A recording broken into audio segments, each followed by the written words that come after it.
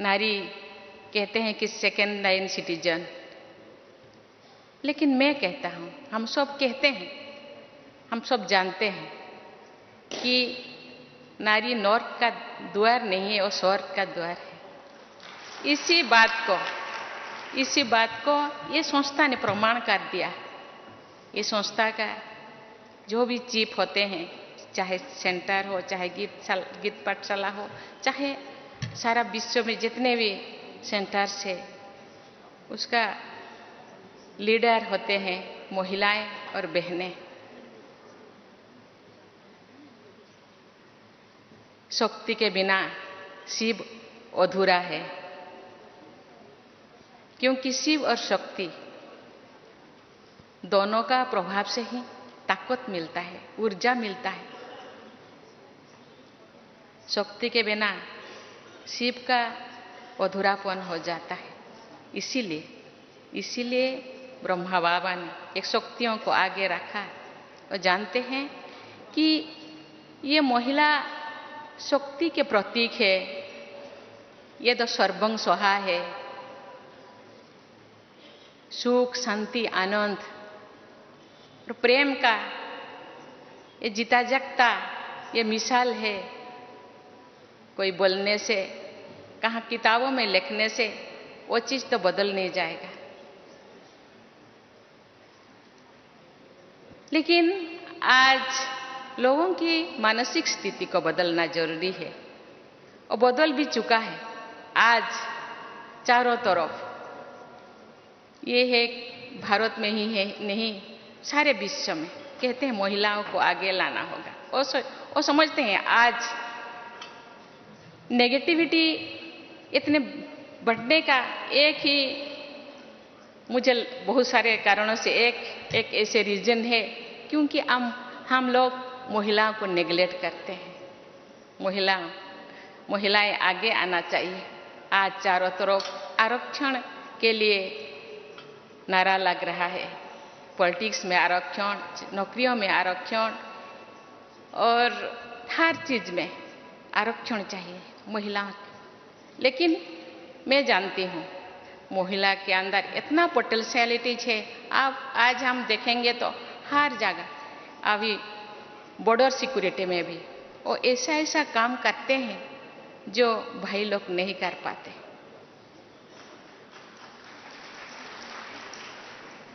अपने आप को प्रूव करना चाहते हैं, उनके अंदर जुनून है, यस मुझे करना है, मुझे आगे बढ़ना है। किसी के पीछे, मेरे पीछे कोई रहना कोई जरूरी नहीं, मेरे अंदर पोटेंशियलिटीज है। इसीलिए आज आप देखेंगे तो सीबीएसई का रिजल्ट, कोई मेडिकल का रिजल्ट, कोई आईएएस का result, IAS, OAS, engineer, MBBS, जो भी आप रिजल्ट देखेंगे, बहनें अपने छात्राएं वो पहले जो नंबर 10 पे उनका नाम 50 से ज्यादा रहता है। अपने आप को प्रूव करना चाहते हैं, हम पीछे नहीं है, हम आगे हैं, आगे बन सकते हैं, जा सकते हैं। इसीलिए ये जो संस्था, ये जो इतने सारे संस्थाओं को एक सूत्र में बांधना, कोई बाबा के भाषा में कोई मासी का घर नहीं है। इतने लोगों को इकट्ठे करना, मानसिक परिवर्तन करना, ये केवल ये संस्था महिलाओं के नहीं, समाज के हर वर्ग, हर श्रेणी को आगे लाने के लिए वो चाहते हैं। जो समाज के सब लोग आगे बढ़ेंगे तो विश्व परिवर्तन हो सकेगा। मुट्ठी भर मानव के साथ कोई परिवर्तन नहीं हो सकता, सबको आगे लाना होगा, आगे आना होगा। इसीलिए वो युवाओं को भी आगे लाने के लिए गांव-गांव वो रैली कर रहे हैं। सब जानते हैं जितने अभी जनसंख्या वृद्धि हो रहा है, इसके साथ ही अपना अनाज का भी बढ़ावा जरूरी है। इसीलिए लोग रासायनिक सार का खाद का यूज करते हैं, लेकिन देखा गया है कि रासायनिक सार यूज करते वक्त तो हम शारीरिक रूप से इतने नया नया बीमारी आ रहा है। इसीलिए ये संस्था ने जैविक सार, ऑर्गेनिक सार यूज करके वो गांव-गांव किसानों के अंदर ये बात को फैला रहे हैं। मुझे भी मौका मिला था कि ब्लॉक में कृषि सम्मेलन जो हो रहा है उसमें शामिल होने के, लोगों को समझाने के लिए ये लोग इसको अपना रहे हैं। आज सब सोच रहे हैं हमको तो उस रासायनिक सार को बंद करना है, खाद को बंद, अभी ऑर्गेनिक जो खाद को अपनाना है और उसके साथ साथ यौगिक व्यवस्था को भी उपयोग करना है। भाई और बहनों, आज सारे विश्व में स्वच्छता का अभियान चल रहा है। स्वच्छता, बाह्य स्वच्छता के, लेकिन ये संस्था का नंबर 1 मुद्दा तो है स्वच्छता और पवित्रता। ये पहले से ही है।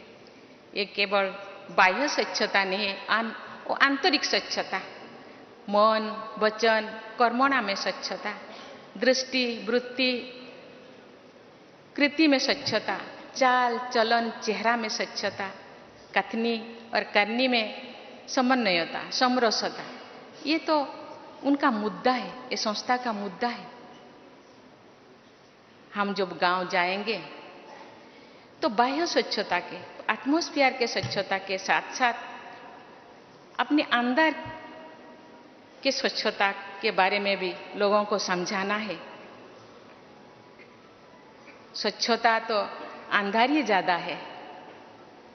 इस स्वच्छता को मिटाने के लिए ये संस्था इतने दिनों से काम कर रहे हैं। मुझे पता है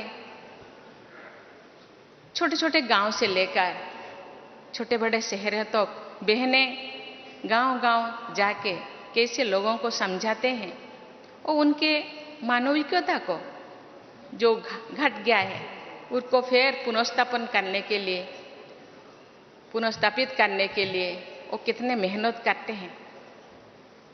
जो लोग इस यही संस्था से जुड़े हैं वो लोग तो परिवर्तन हो गए हैं। यही संस्था से ज़्यादा लोग कैसे जुड़े, इसीलिए हम सबको प्रयास करना होगा। हम गांव जाएंगे ऐसे तो, क्योंकि ये युग एडवर्टाइजमेंट की युग है। आज तो सिनेमा वाले भी प्रमोट करते हैं, क्योंकि लोगों के पास जाने से ही ये सोचते हैं ये तो इतने व्हाइट ड्रेस, इतने परहेज, खान पान वो परहेज है, इसीलिए लोग डांटते हैं। लेकिन हम जाएंगे, लेकिन उनको समझाएंगे कि नहीं, बहुत सहजता से, बहुत आसानी से हम इसी संस्था से जुड़ सकते हैं और इसी संस्था के जितने भी श्रीमत है उसको हम फॉलो कर सकते हैं। इनका जो इस संस्था के जो मकसद है, ये मकसद, ये लक्ष्य जो बेहतर समाज की स्थापना, मुझे लगता है हम इसी तरह प्रयास करते रहेंगे तो वो दिन दूर नहीं कि ये समाज में जरूर बदलाव आएगा। महात्मा गांधी जी का सपने राम राज्य जरूर लौटेगा। इसके लिए हम सबको, बहनें तो प्रयास कर रहे हैं, जो गृहस्थी है उनको भी प्रयास करना होगा। कहते हैं कि example is better than advice. अपने आप को एग्जाम्पल बनाना है। यस, हम कर सकते हैं। हम महाकाश पे जा सकते हैं, मिट्टी के अंदर जा सकते हैं, पानी के गहराई में जा सकते हैं। तो इतना सारा, इतने थोड़ा से काम हम नहीं कर सकते। मैं जो सेंटर से बिलोंगिंग करती हूँ, वहाँ एक बार मुझे बहन जी ने बोली, दीदी आप थोड़ा गाना गाइए। मुझे तो गाना नहीं आ रहा है, तो मैंने मुझे हिंदी गाना मुझे याद आ गया, जो खिल सके ना ओ फूल हम है, तुम्हारी चरणों के धूल हम है, दया की दृष्टि सदा ही रखना, तुम्हें हम माता पिता तुम्हें। बहन जी ने बोले, दीदी आप तो बाबा कहते हैं, बच्चे आप चरणों के धूल नहीं है, आप मेरे दिल के धड़कन है, आप तो आंखों के तारा है, आप तो मेरे दुलारी है, आप तो राजा है, राजा बेटा है। दया की दृष्टि नहीं। माता पिता अपने बच्चों को दया नहीं करते हो तो अधिकार से, अपना अधिकार है, मेरे जो कुछ है वो तुम्हारे है, मेरे जो कुछ है वो तुम्हारा है, उसको दया की कोई जरूरत नहीं। लेकिन जो बच्चे जो बिगड़ जाते हैं, माता पिता भी थोड़ा गुस्सा करते हैं, आपको कुछ भी नहीं मिलेगा, एक फूटी कौड़ी नहीं मिलेगा, लेकिन फिर भी मिल जाता है, क्योंकि हम सब लीगल हेयर है ना, बाबा का लीगल हेयर है, बाबा का जो कुछ है, बाबा में जो गुण है, जो क्वालिटी है, हम में भी वही क्वालिटी है, लेकिन उस क्वालिटी को पहचानना चाहिए और खुद उसको प्रयोग करने के साथ साथ दूसरों को भी। बाप कहते हैं, आप जो कर रहे हैं ना, दूसरे आपको जो फॉलोअर्स है, दूसरे भी वही करते हैं, इसीलिए आपको भी चाल चलन चेहरा में शुद्धता आना चाहिए, आपका वृत्ति में शुद्धता आना चाहिए, तो आपका फॉलोअर्स में भी आपके जो करते हैं वो जरूर करेंगे और विश्व का परिवर्तन जरूर होगा। इसके लिए हम सबको मेहनत करना पड़ेगा, ज़्यादा मेहनत की जरूरत नहीं है, सोच को थोड़ा बदलना पड़ेगा। हम अपने आप को जितने भी नकारात्मक सोच है उसको बदलकर सकारात्मक सोच लाएंगे और बाबा के श्रीमत में चलेंगे। बाबा कहते हैं, ये विश्व ये कंटे के जंगल है, इस कंटे के जंगल को फूल के जंगल बनाना है तो थोड़ा बहुत तो मेहनत तो करना पड़ेगा। इसीलिए हम जो ढूंढते हैं, सुख को ढूंढते हैं, हर कोई सुख के लिए, शांति के लिए, आनंद के लिए प्रयास करते हैं, लेकिन सुख हम कहाँ ढूंढते हैं? वस्तुओं में, वस्तुओं में सुख ढूंढते हैं, लेकिन वो सुख तो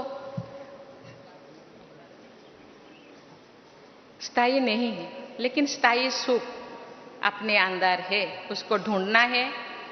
तो इसके लिए जो हर किसी के लिए, जैसे भगवान ने जो क्रिएट किए हैं, जितने भी प्लैनेट है, अपने अपने अपने आप ना कक्षा में चलते हैं, स्कूल में हम दाखिला लेते हैं, स्कूल का भी कोई अनुशासन है, उनका भी कोई नीति नियम है, गवर्नमेंट जो चलता है कॉन्स्टिट्यूशन के नीति नियम के अनुसार चलता है, इसीलिए अपने आप का भी एक कॉन्स्टिट्यूशन बनाना चाहिए। मुझे कैसा जीना है,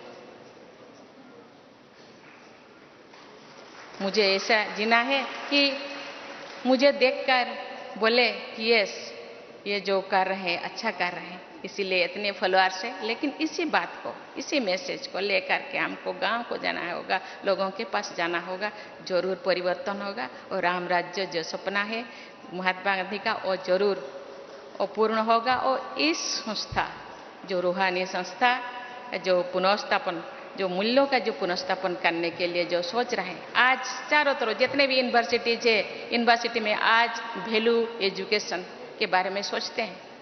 आज थोड़ा बच्चे ये दुनिया के ये चाकचक्यों को देखकर थोड़ा रास्ता भूल गए, उनको रास्ता दिखाना हम सब का काम है।